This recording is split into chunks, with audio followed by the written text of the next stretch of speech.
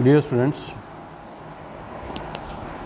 in my last class of ecology, we had studied the definition, the concept of ecology, the range of ecological studies, that is from population ecology to community ecology to ecosystem ecology as well as organismal ecology.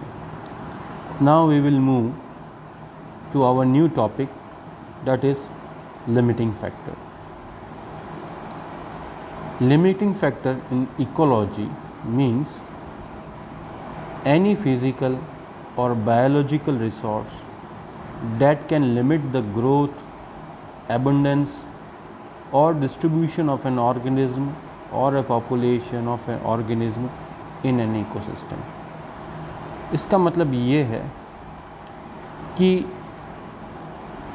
कोई भी factor, कोई भी कारक जो किसी जीव की या जीवों के समूह, जिसको हम पॉपुलेशन कहते हैं, उसकी वृद्धि में बाधा उत्पन्न करता हो या बाधक हो, उसे हम लिमिटिंग फैक्टर कहेंगे। यह कारक जो वृद्धि को रोकता है या वृद्धि में बाधा उत्पन्न करता है, वह कोई भी हो सकता है। वह एक भौतिक कारक भी हो सकता है या एक जैविक कारक भी हो सकता है। इसे संपूर्ण रूप से समझने के लिए दो प्रकार के नियम प्रतिपादित किए गए हैं जो काफ़ी पॉपुलर हैं। पहला है लिबिग्स लॉ ऑफ मिनिमम और दूसरा है शेल्फर्ड लॉ ऑफ टॉलरेंस।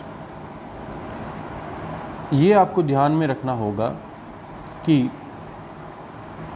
किसी भी पारिस्थितिकी तंत्र के अंदर जीव या जीवों का समूह, जिन्हें हम पॉपुलेशन कहते हैं, वह तभी वृद्धि कर सकते हैं जब उनको कुछ फैक्टर्स अवेलेबल हो। और ऐसा नहीं कि कोई एक फैक्टर के कारण ही वृद्धि होती है। ग्रोथ जो है, जीवों की ग्रोथ या पॉपुलेशन की ग्रोथ जिसे हम कह रहे हैं, वह कई सारे अनेक कारकों द्वारा होती है। अगर कोई एक कारक अनुपस्थित हो, बाकी सब उपस्थित हो, तो भी उसकी वृद्धि रुकेगी। जैसे कि अगर हम किसी प्लांट की बात करें, किसी पौधे की बात करें, तो पौधा तभी वृद्धि करेगा जब उसे सूर्य की रोशनी मिलेगी, जैसे लाइट मिलेगी, उसे पर्याप्त मात्रा में कार्बन डाइऑक्साइड चाहिए फोटोसिंथेसिस के लिए, उसे ज़मीन से पानी की आवश्यकता होगी, तभी वो फोटोसिंथेसिस कर पाएगा या अन्य रासायनिक क्रियाएं कर पाएगा, उसे ज़मीन से कई विभिन्न प्रकार के लवणों की आवश्यकता होगी।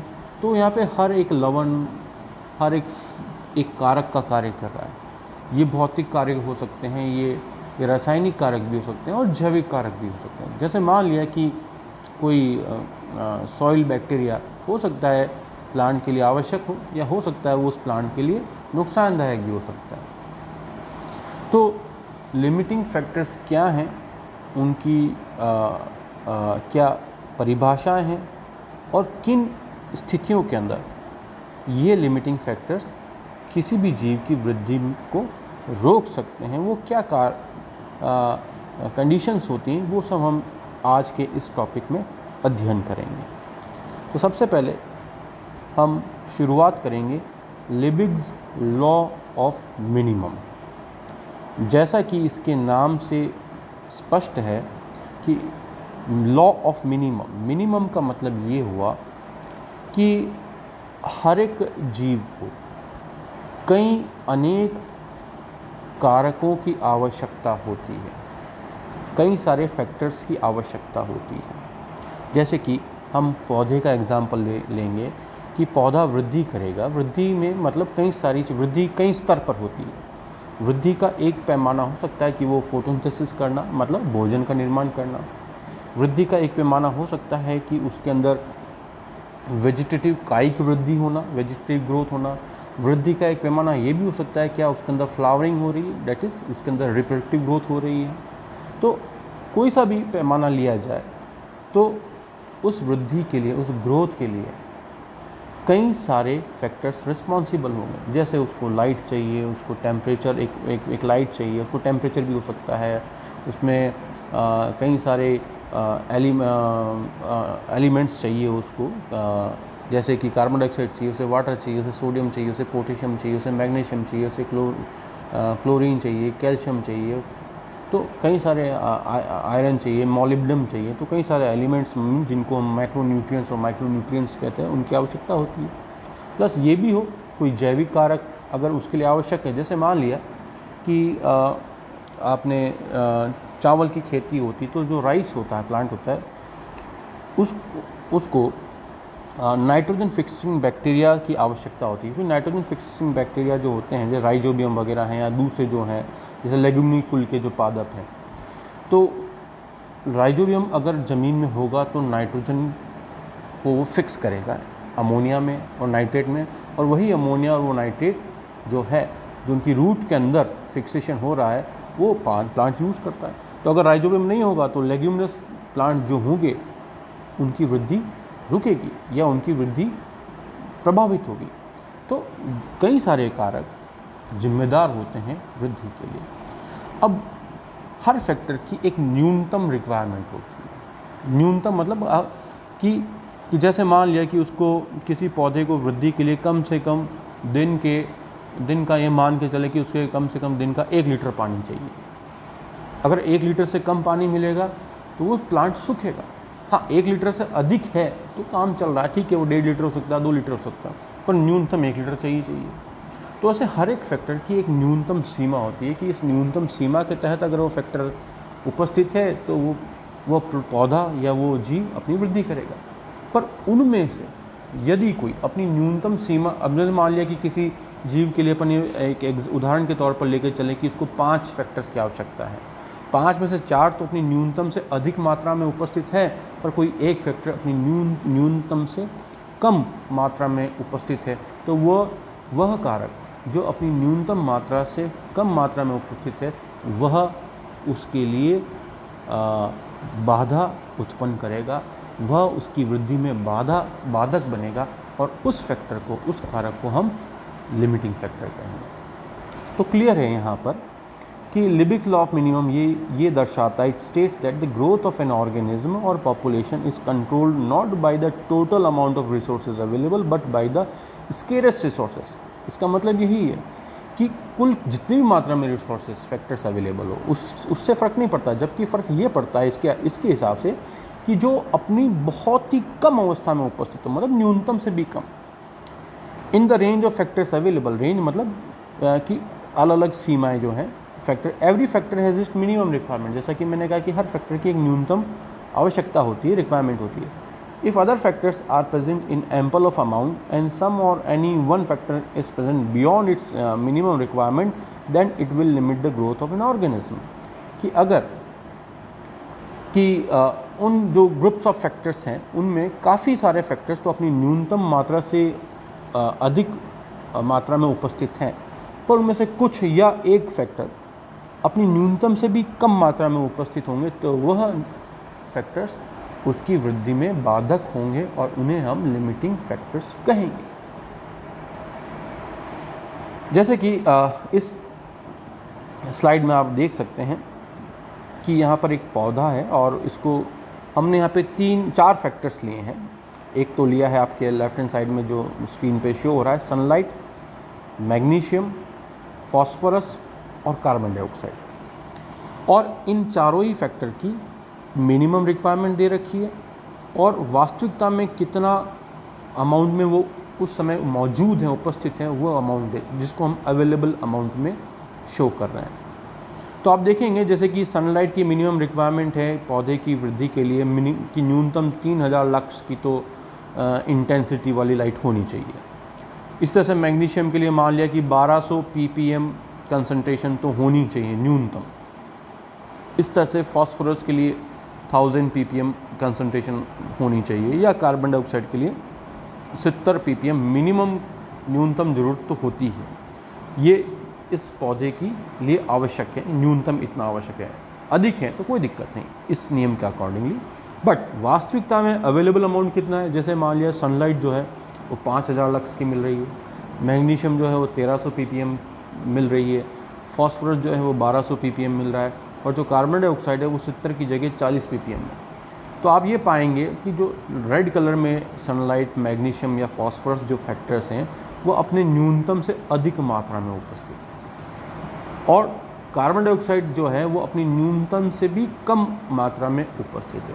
तो यहाँ पर अगर इस पौधे की वृद्धि में बाधा उत्पन्न होती है तो उस बाधा के लिए जो जिम्मेदार कारक है वो कार्बन डाइऑक्साइड है, ना कि सनलाइट, मैग्नीशियम या फॉस्फोरस, क्योंकि कार्बन डाइऑक्साइड अपनी न्यूनतम मात्रा से भी कम मात्रा में उपस्थित है, इसलिए कार्बन डाइऑक्साइड को यहाँ पर लिमिटिंग फैक्टर कहा जाएगा, जबकि सनलाइट, मैग्नीशियम और फॉस्फोरस को लिमिटिंग फैक्टर नहीं कहा जाएगा। ये लिबिग्स लॉ ऑफ मिनिमम होता है। दूसरा जो नियम इसके तहत आता है, जो लिमिटिंग फैक्टर्स को समझाने के लिए है, वो Shelford law of tolerance. Shelford law of tolerance जो है वह लिबिग्स लॉ ऑफ मिनिमम से बेहतर है और ज़्यादा अच्छे से लिमिटिंग फैक्टर्स को समझाता है। चूँकि लिबिग्स लॉ ऑफ मिनिमम पूर्णतया आधारित है न्यूनतम मात्रा के ऊपर, किसी भी कारक की न्यूनतम मात्रा कितनी है, कितनी मात्रा में किसी भी जीव को किसी भी कारक की कितनी न्यूनतम मात्रा की आवश्यकता है, और उसमें से कोई कारक अगर अपनी न्यूनतम मात्रा से कम में उपस्थित है तो वो बाधा उत्पन्न करेगा। तो इस चीज़ पर आधारित है। पर शेल्फर्ड लॉ न्यूनतम मात्रा को तो मानते ही है, साथ में वह यह भी कहता है कि हर एक फैक्टर की एक अधिकतम मात्रा भी होती है। अगर कोई कारक अपनी अधिकतम मात्रा से भी अधिक उत्पन्न हो तो वह बाधा उत्पन्न करेगा। कहने का मतलब है कि हर एक चीज़ की, हर फैक्टर की एक रेंज होती है, एक सीमा होती है, और उस रेंज को उसने ऑप्टिमम रेंज कहा है। अगर कोई फैक्टर अपनी ऑप्टिमम रेंज के तहत या रेंज के अकॉर्डिंगली उपस्थित है तो वह उस जीव की वृद्धि में सहायक सिद्ध होगा। अगर वो ऑप्टिमम रेंज से बाहर है तो वह जीव की वृद्धि में बाधा उत्पन्न करेगा। अब ये ऑप्टिमम रेंज क्या होती है? हर एक कारक की एक मिनिमम और एक मैक्सिमम रेंज होती है, या मतलब मिनिमम कंसंट्रेशन भी होती है और मैक्सिमम कंसंट्रेशन की भी होती है। जैसे उदाहरण के तौर पर एक सिंपल सा उदाहरण मैं यहाँ देना चाहूँगा। टेम्परेचर, तापमान हर जीव को प्रभावित करता है, चाहे वो एक बैक्टीरिया हो, चाहे एक पौधा हो, चाहे एक एनिमल हो, या इवन खुद स्वयं अपन मानव की बात करें, होमो सेपियंस की बात करें, तो टेम्परेचर एक बहुत ही इम्पॉर्टेंट फैक्टर है। आप कल्पना करें, अपन खुद की बात करें कि 5 डिग्री टेम्परेचर से अगर कम का तापमान हो तो ह्यूमंस के लिए वो बहुत ही ज़्यादा ठंड होती है। 5 से अगर कम हो, 2 डिग्री हो, 0 डिग्री हो तो दिक्कत होती है। पर यही तापमान अगर 10 डिग्री या 20 डिग्री या 30 डिग्री तक तो कोई दिक्कत नहीं, पर अगर 40 या 45 डिग्री से ऊपर हो तो भी दिक्कत है, क्योंकि ज़्यादा हीट एनर्जी होगी तो भी ग्रोथ को प्रभावित करेगा, और ज़्यादा टेम्परेचर होगा तो भी ग्रोथ को प्रभावित करेगा, और कम टेम्परेचर भी ग्रोथ को प्रभावित करती है। इस तरह से प्लांट्स की अगर बात करें तो प्लांट्स की अगर अपन टेम्परेचर की ऑप्टिमम रेंज देखें तो वो लगभग 15 डिग्री या 20 डिग्री से लेकर के 30 डिग्री तक हो सकती है। 10 से 30 डिग्री मान लीजिए कि मिनिमम 10 डिग्री चाहिए, एक एवरेज में बता रहा हूँ कि 10 डिग्री उसको मिनिमम चाहिए और 30 डिग्री अधिकतम चाहिए। अगर कोई टेम्परेचर 10 से 30 डिग्री के बीच में उपस्थित है, अवेलेबल है, तो वो उस पौधे के लिए वृद्धि में सहायक होगा। पर 10 से कम मतलब मिनिमम से कम और मैक्सिमम से अधिक, 30 से अधिक, तो मिनिमम से कम और मैक्सिमम से अधिक हो तो वो उसमें बाधा उत्पन्न करेगा। तो शेल्फर्ड लॉ ऑफ टॉलरेंस क्या एक चीज़ ज़्यादा बता रहा है, एक चीज़ जो लिबिग्स लॉ मिनिमम में नहीं थी वो यह थी कि अधिकतम मात्रा भी, अधिक से अधिकतम भी नुकसानदायक है और न्यूनतम से भी न्यूनतम भी नुकसानदायक है। तो हर एक फैक्टर की एक रेंज होती है कि उसमें उसे अगर वो अवेलेबल है तो वो ग्रोथ के लिए सहायक होगा। तो ये बतलाता है कि it state that too much as well as too little of any factor may limit the growth of an organism and the factor is called limiting one. तो यहाँ पर डेफिनेशन अब बदल गई, ये है कि too much as well as too little, बहुत कम या बहुत अधिक दोनों ही नुकसानदायक है। इसलिए वह या तो कोई फैक्टर बहुत कम मात्रा में या वो बहुत अधिक मात्रा में अगर उपस्थित है तो वो लिमिटिंग कहलाएगा। Every factor has it's optimum range within which it is if it is available it will promote the growth of an organism। और इसलिए यहाँ पे एक टर्म आता है ऑप्टिमम रेंज, मतलब बहुत एक न्यूनतम और अधिकतम मात्रा जो है वो उसके बीच का जो रेंज है उसे हम ऑप्टिमम रेंज कहेंगे। उस ऑप्टिमम रेंज में अगर फैक्टर अवेलेबल है तो वो जीव की वृद्धि में सहायक सिद्ध होगा। जैसे कि इस चित्र के अंदर आप देख सकते हैं कि यहाँ प्लांट्स की ग्रोथ को डिस्क्राइब किया गया है और एक एक्सिस पे जिसको आप वाई एक्सिस कहेंगे वहाँ पे रेंज ऑफ ग्रोथ देख रहे हैं और जो एक्स एक्सिस पे वहाँ पे हमने एक फैक्टर लिया है और वो फैक्टर लिया है हमने टेम्परेचर। और टेम्परेचर में इसमें देख लिए डिग्री सेंटीग्रेड के अंदर कि 8 डिग्री मिनिमम और 38 डिग्री मैक्सिमम इस पौधे के लिए या इस पॉपुलेशन के लिए एक रेंज रखी गई है। 8 तो हो गई नहीं, इसके अंदर ऑप्टिमम रेंज रखी गई 20 से लेकर 30 तक, जैसा कि मैंने बताया ऑप्टिमम रेंज है 20 से 30 तक। 8 तो लिमिट ऑफ टॉलरेंस हो गई, सीमा जो है कि 20 से 30 डिग्री के बीच में अगर टेम्परेचर अवेलेबल है तो आप देखोगे कि 18 के बाद 20 और 28 के बाद 30 अगर टेम्परेचर इस रेंज में है तो आप देखोगे कि यहाँ के पौधों की हाइट सबसे ज़्यादा है, मीन्स यहाँ पे वृद्धि उनकी सबसे अधिक किस टेम्परेचर रेंज में है 20 से 30 डिग्री। तो 20 तो हो गई न्यूनतम और 30 हो गई अधिकतम ऑप्टिमम रेंज की सीमा। अगर टेम्परेचर इसके बीच में है तो वृद्धि अधिक होगी। पर यदि टेम्परेचर कम आता है 20 से देखो 18 की तरफ, 18 से फिर 8 डिग्री की तरफ जा रहा है तो, और 8 डिग्री एक ऐसी चीज़ होगी जिसको लिमिट ऑफ टॉलरेंस कहा गया कि किसी भी फैक्टर को बर्दाश्त करने की सीमा। तो 8 डिग्री से कम में आप देखेंगे 8 डिग्री से कम में आपको कोई पौधा नहीं मिलेगा, जबकि 30 से 18 के बीच का अगर टेम्परेचर रेंज है तो पौधे की वृद्धि थोड़ी कम है। देखेंगे आप प्लांट्स की जो हाइट है वो बहुत ही कम है।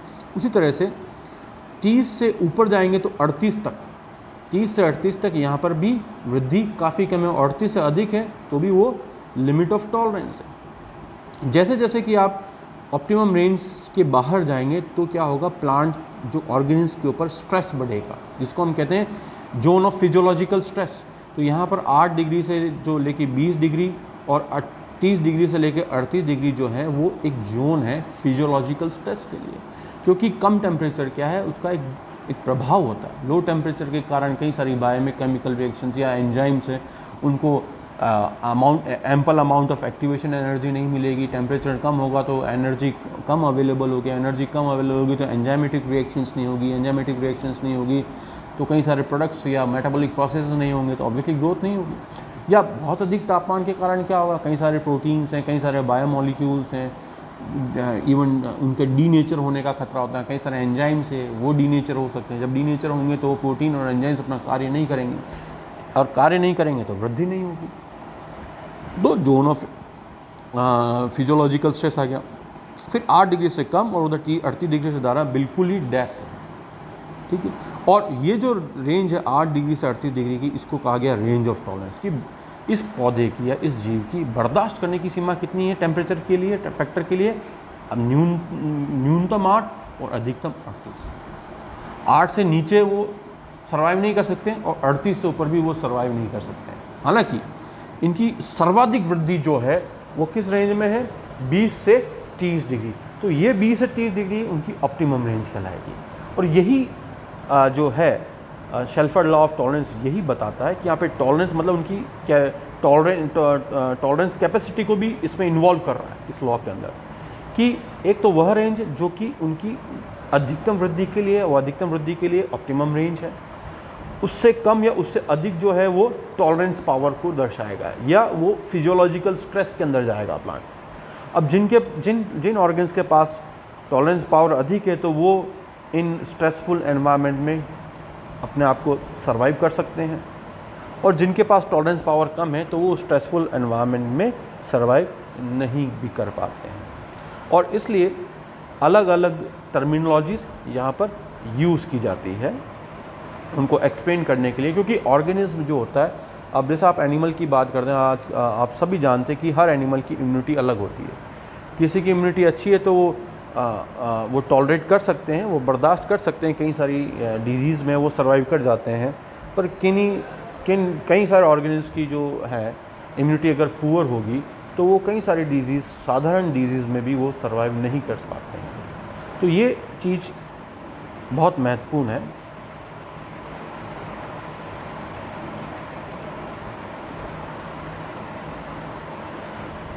अब जैसे कि आप एक और चित्र यहाँ पर बताया गया है जो कि टॉलरेंस को बता रहा है कि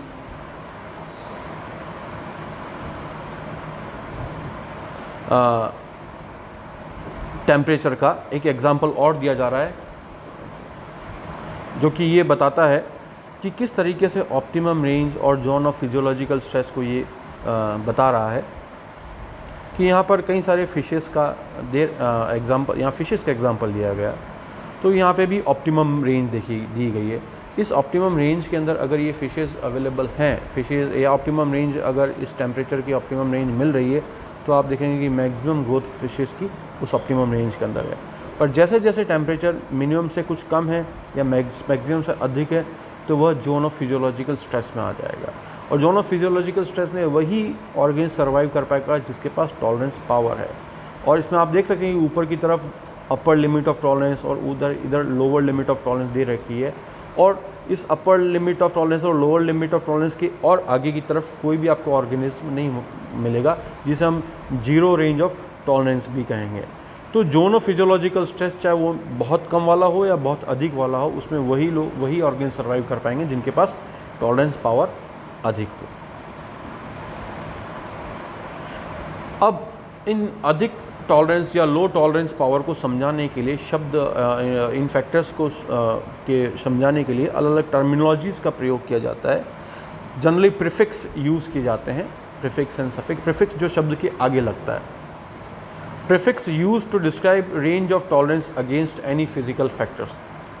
जैसे कि स्टीनो एक शब्द यूज़ होता है, स्टीनो का मतलब है narrow range of tolerance, meso मतलब मिडल रेंज ऑफ टॉलरेंस या एक छोटा bit of wider range of tolerance, eury मतलब वाइड रेंज ऑफ टॉलरेंस। तो स्टीनो और यूरी आपको ज़्यादा ध्यान रखना है, मीज़ो मतलब इनका इंटरमीडिएट। स्टीनो थर्मल मतलब ये हुआ कि जैसे कोई ऑर्गेनिज्म है उसका टेम्परेचर के प्रति जो रेंज है, वो टॉलरेंस रेंज है, बहुत ही कम है।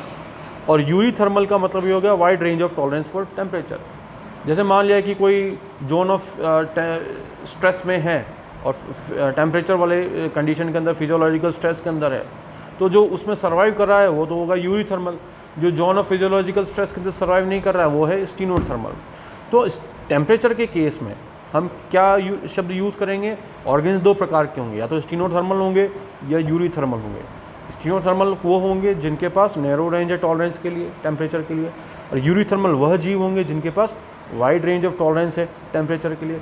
इस तरह से लवणता सैलिनिटी के लिए भी है कि अगर सैलिनिटी ज़्यादा है तो उसके लिए हम वर्ड यूज़ करेंगे haline condition.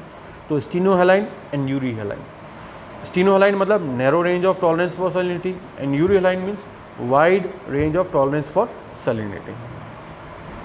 Now the most important part of the limiting factor is that in which conditions these laws are applicable, whether it is a Lebig's law of minimum or it is a Shelford law of tolerance. These two laws operates only in these three conditions, and these three conditions are: first, factor input must be equal to factor output. Second, there should be no factor interaction. And third, there should be no factor compensation. So these limiting factors operates if they obeys these three conditions. It means the factor will act as limiting factor. If any of the factor which is supposed to be limiting factor, if it does not follows the mentioned three condition, then that factor will never act as limiting factor. So what are these conditions? ये कौन सी ये वो तीन परिस्थितियाँ हैं जिसके तहत किसी भी लिमिटिंग फैक्टर को हम लिमिटिंग फैक्टर के किसी भी लिमिटिंग फैक्टर को, चाहे वो बहुत कम मात्रा में हो या बहुत अधिक मात्रा में हो, उसको हम लिमिटिंग फैक्टर कह सकते हैं। यार वो जीवों की वृद्धि में बाधक तभी बन सकता है जब वो इन तीन शर्तों को पूरी तरह से पालना करता है। अगर ये इन तीन में से किसी भी एक शर्त की वो पालना नहीं करता है तो हम उसे लिमिटिंग फैक्टर नहीं कहेंगे। और ये क्या है? Factor input is equal to factor output, there should be no factor interaction and there should be no factor compensation. देखते हैं सबसे पहले तो इसका मैं आपको समझाता हूँ फैक्टर इनपुट और फैक्टर आउटपुट का मतलब क्या होता है। सबसे पहले हम देखते हैं factor input must be factor output. इसका तात्पर्य ये है, इसका अर्थ ये है कि हर एक फैक्टर का जो यूज़ है वो उसी पर्पस में यूज़ होना चाहिए, उसको स्टोरेज नहीं होना चाहिए ऑर्गेनिज्म के अंदर।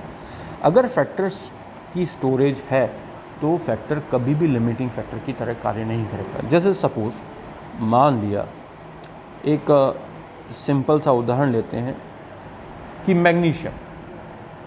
मैग्नीशियम जो कि प्लांट्स को सॉइल से प्राप्त होता है, और जब पौधा उस मैग्नीशियम को सॉइल से एब्जॉर्ब करता है और उस मैग्नीशियम जो है वह जो पिगमेंट्स होते हैं प्लांट्स के अंदर, ख़ास करके जिनको हम वर्णक कहते हैं, और वर्णक जो हैं मोस्टली ग्रीन होते हैं और जिन्हें हम क्लोरोफिल कहते हैं। और क्लोरोफिल अधिकतर आप ये पाया जाता है आपके प्लांट्स की लीव्स के अंदर।